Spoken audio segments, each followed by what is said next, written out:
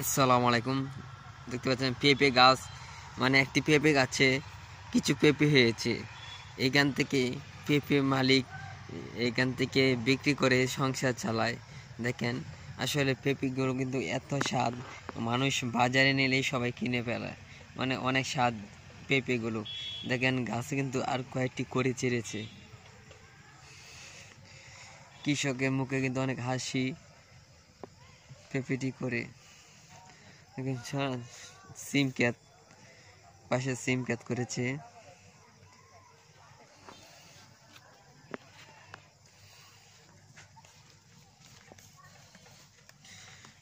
পাশে আছে আদা, দেখতে পাচ্ছেন আদা, এদিকে আদা ক্ষেত,